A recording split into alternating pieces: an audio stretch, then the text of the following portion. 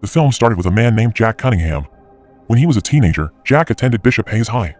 He was a basketball athlete who was full of talent and an ace on his team. He was even chosen as the best player in the inter-school championship because of his achievement. Jack got an athletic scholarship for the basketball program at the University of Kansas, but unfortunately, he decided not to take the scholarship as an act of rebellion against his father for not loving him. When he grew up, he married a woman named Angela, but because his only child died of cancer, Jack became addicted to alcohol and slowly brought his marriage to an end. A year after the divorce, Jack worked as a construction worker and lived alone. He became an alcoholic and his life was a complete mess. He was inseparable from alcohol to the point where he would bring it everywhere, even when he was taking a shower. On one occasion, on Thanksgiving Day, Jack visited his family for a feast. After the feast, Jack's sister, Betty, advised him to stop his bad habit of drinking alcohol, but no matter what his sister told him, he didn't care at all. He didn't listen at all and still continued his drinking habit. The next day, Jack received a voicemail on his phone. It was a message from a man named Father Edward Devine, one of the officials of Bishop Hayes High, his alma mater, saying that he wanted to meet Jack. When he got there, Father Devine immediately offered him a position as a coach for the school's basketball team because the last coach had resigned from his position. Moreover, when that happened, he was the first person that come to Father Devine's mind that would be able to replace the last coach. Seeing Jack, who seemed unable to give an answer yet, Father Devine decided to give him time to think about it again. When he got home, Jack thought that it would be best to turn down the offer. Besides, he was currently living the dreary days and would not be able to do the job. Even more, Bishop Hayes High's basketball team performance was awful at that time. Jack would have a hard time trying to turn them into good players. While drinking, Jack tried to think of a nice refusal to say to Father Devine, but until the stock of beer in his fridge ran out, he still couldn't find the right word to say to refuse the offer. In the end, he decided to give it a go. In the morning, he came to the training ground. Jack met an assistant coach named Dan who explained that Bishop Hayes High's basketball team had never entered the playoff round since Jack's graduation about 20 years ago. It was true that the basketball team once had their high grounds and won the championship, but it was long ago when Jack was still there. Since then, Jack was the only decent player the team ever mentioned as their best player. Dan explained that his team currently consisted only of 10 players and the interest of all students to join the basketball team had decreased year after year. Despite being on the team as a player, nobody had the mentality of an athlete. They talked too much and were hard to handle. Even some of them didn't show any respect to Jack. Dan then took Jack to his office. Since that day, Jack finally started his new job as Bishop Hayes High's basketball coach. When it was time for him to face his first match against another school, Jack was so nervous because it was his first time coaching a team. Short story, the results were as expected. Bishop Hayes High's team lost badly to the opposing team. Many matches had passed, but to no avail. The team never won the match, not even a single time. One night, Jack got a message from his ex-wife Angela. She invited Jack to meet at lunchtime after more than a year apart. They then met and discussed their respective lives. Angela was worried about Jack's life because he lived in sorrow and couldn't move on, unlike her, who had already moved on, got a new partner, and had a new life. Jack was surprised to find the fact that his wife had found someone to replace him, because deep down, Jack still wished for his wife to forgive him. Since that meeting with Angela, Jack's addiction to alcohol got worsened. One day, their basketball team was going to compete with Memorial High School's basketball team, which was on their best performance so far at that time. That time, Jack overheard the opponent's team said that they were about to face a loser and mock their team. At the venue, Jack, who was a former great player, was easily recognized by the opposing coach, including his bad drinking habit. Jack realized that his team was a loser. Just by looking at them, who despite doing some warm-ups like the opposing team, they instead didn't care at all. They danced and laughed and made jokes. None of them had the mentality of an athlete. Jack immediately told them to stop joking around. The team was already behind the points. What they needed was nothing more but a victory, not another embarrassment. The match finally started. As expected, the Memorial High School's basketball team was on fire and outperformed Jack's team without any difficulty. They were far enough behind in points. The team hardly played as a team would play. Chemistry during the match was off and the players lacked individual skills. When it was time's up, Jack immediately gave a loud instruction. One of the players named Marcus took his instruction for granted. Seeing how disrespectful he was to him, Jack decided to substitute him with another player, Freeze. Then, he forces his players to try harder no matter how badly the game went on. Even after losing every single match, at least they had to try and focus. Thanks to Jack's loud instruction just now, it made the players excited to play. One of the players named Freeze even committed such harsh fouls that triggered the opposing team. Despite losing the match with a great score difference, at least Jack was able to gain momentum for his team. On their way back, Father Whalen approached Jack. He said that Bishop Hayes High School has a code of ethics, one of which is the use of polite language. What was done on the field earlier was too impolite, so it would have a bad impact on the children, said Pastor Whalen. The mission of the school was not to win any match, but to develop a faithful personality. When Jack was about to go home, Dan asked Jack about an empty beer can in the coach's office. Dan reminded him not to drink in the coach's office anymore. Jack initially planned to drink that night, but he thought that he needed to stop that bad drinking habit of his and chose to just go home. The next day, Jack with all the players gathered to discuss the team's strategy. Just like usual, Marcus showed disrespect towards Jack. He even came late and didn't seem to feel guilty about it. He didn't apologize but rather asked Jack to understand his lateness. That disrespectful behavior of Marcus changed Jack's mind and removed Marcus from his team. He did that so that Marcus could respect the coach and be professional. That evening, they would face Summit High School's basketball team.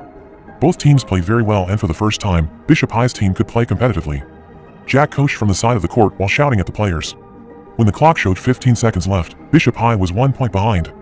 During the timeout, Jack, who already analyzed the opposing team's strategy, instructed his players so that they could score 3 points in the last seconds. Attacking right, we'll look for frees coming off the screen.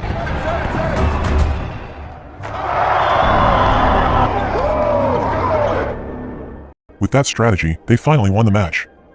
On the way home, Jack gave Brandon Durrett, one of Bishop's players, a car ride. Jack said that Brandon was the best player on his team, but was confused because he didn't seem to be confident about that. Brandon seemed to be able to analyze his friend's play style, but he didn't dare to rebuke them because he didn't feel like it was his job. Jack then planned to make Brandon the captain of the team to build his confidence and made him worthy. He also planned a harder training special only for him. He wanted to build Brandon's captain mentality to be able to lead his team, which annoyed Brandon so much that he screamed during the training session, but for Jack, it was worth it. One afternoon, Marcus came to Jack's house to ask his permission to return to the team, but Jack didn't allow him. Jack instead suggested some extracurricular activities. Marcus, who was desperate to return to the team, cried and begged Jack to recruit him back. He promised to be respectful, serious, and work harder for the team. Jack finally agreed to put him back on the team and told him to come to the training session that afternoon. With his return to the team, he would need time to regain his teammates' respect for him and to show them that he was worthy enough to play with them. At that same moment, Jack said that he officially appointed Brandon to become the team's captain. That day became a good momentum for Bishop Hayes' basketball team. With strict and hard training and evaluation of each game, Jack managed to change the situation significantly. A team that never won a single match became a team that slowly became stronger. The team's performance increased and the team started winning game after game. Not only on the field, but the chemistry between Jack and his players was also good outside of the field too. The team started putting respect toward Jack. One day, Jack and Angela attended an invitation from their old friends whose children had birthdays. They were old friends who were also fellow parents whose children had cancer. Attending the event made Jack remember his son, Michael. After the event, Jack and Angela went to their son's grave, who died 3 years ago. Long story short, the next day, Bishop Hayes' basketball team faced a match against Trinity High School. The match was an important match that would determine whether they would pass to the playoffs or not, because if they didn't win the match, they had to face Memorial High School, which of course would be a lot harder to manage. The course of the match was so tough that they have to score back-to-back with the opponent. It was only natural that the players were nervous because that was their first time facing a decisive match. In the middle of the game, the referee gave a foul on Bishop Hayes' team. The foul triggered Jack's anger since it was called in the last seconds of the game. His anger got out of control and finally, Jack was sent off the field. Bishop Hayes had to narrowly lose that night. On the way home, Jack apologized to Brandon for getting too carried away in the match earlier. In the car, Brandon asked Jack's reason to turn down his opportunity to go for a scholarship. Jack then revealed his past, where his father showed conditional love towards him. His father cared nothing about him but his achievement in basketball. It was only when he excelled in basketball that his father would love him. Jack realized that what his father loved was not him but his abilities, and that was why he refused a scholarship to get revenge on his father. Jack made a lot of bad decisions in his youth, so he didn't want Brandon to do the same. One day, Jack went to see Brandon's father at work. Jack said to him that Brandon had a chance to get a full scholarship because someone offered Brandon to take part in recruitment. Jack then invited him to go to watch his son's game, but he refused his invitation, saying that he had to take care of 2 other children at home. Sadly, Brandon's father said that he was against his son's decision to put basketball over anything and make it his main job. He also said that it wouldn't work because he once received the same offer too. The decisive match to qualify for the playoff round finally began. That evening, they hosted the match against Memorial High School, which had previously beaten them. The pressure was big and the team was nervous about the match. Jack encouraged his team that the opposing team was indeed more talented and maybe also have a good coach, but that night, they had changed and deserved to win the match. The match started. Just like the previous match against Memorial High School, Bishop immediately left behind a huge gap. Nervous was the main reason for their bad performance, but after the timeout, Jack gave another strategy and different instructions. After that, they started to catch up. They even actively defended and made it difficult for Memorial to score. Bishop consistently played aggressively, and even the opposing coach, who initially underestimated them, began to panic seeing how good they played. In the remaining 12 seconds, Jack asked for a timeout. He consulted to Dan about what strategy should they play. At first, Jack explained their main strategy for them to play to get more points, but in the end, he called Brandon and told him to forget about the strategy earlier. He entrusted Brandon to make the last shot. Unexpectedly, Brandon carried out that so well that they managed to beat Memorial by a narrow score and qualify for the playoffs after years of being the losing team. The next day, Jack got a call from his ex-wife, saying that their friend's child was hospitalized. When they entered the hospital, it turned out that the child of their friends also experienced the same sickness as their child, Michael. Seeing that brought back Jack's long-gone scar. He was so devastated and angry with himself for what happened to Michael.